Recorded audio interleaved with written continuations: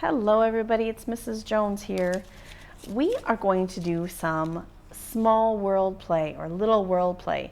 We also call it I wonder, because a lot of times when we put these things out at school, we would say, I wonder what you're going to do with this stuff.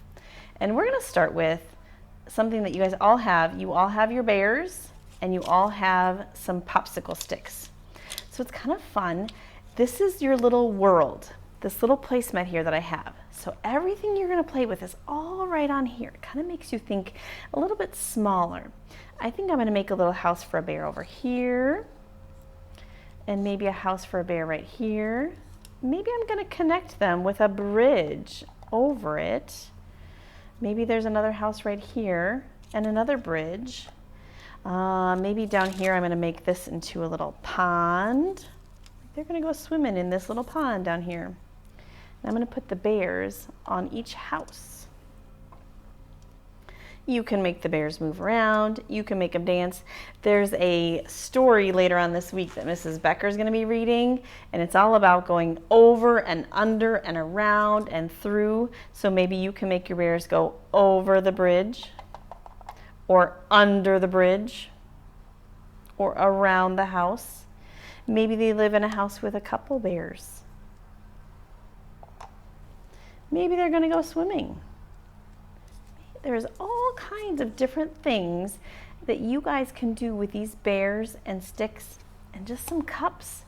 I'm going to make a little ramp for them to go up, but I'm going to use a stick and I'm going to use some tape.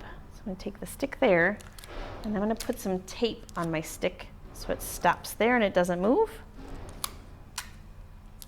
I'm going to put it up here too. There. Maybe you could act out Goldilocks and the Three Bears on this. Maybe you could even pretend that the bears are the three little pigs and do something like that. There is so much stuff that you guys can play with small world things. So these are some of the things that you guys have that you could play with, that we know you have. I'm going to move this out of the way. The other cool thing about small world stuff is that it's super easy to clean up. So I just kept this little basket right here. I'm going to put all my sticks in there and my bears and my cups. And then maybe I want to come back later and play with it again. And I can just take it down and set it back up. Super easy. I also grabbed some of the other stuff that we might have on a small world table or an I wonder table. We might have some little animals or some sticks and some acorns. Maybe you're going to make a path with some sticks. Make it go this way. And then maybe there's some acorn trees right here, some oak trees here for the acorns. And maybe you're going to make the path go two ways. It's going to separate.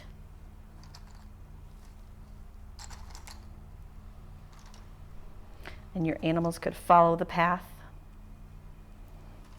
Oh, I'm going to stop and eat. I'm going to go this way.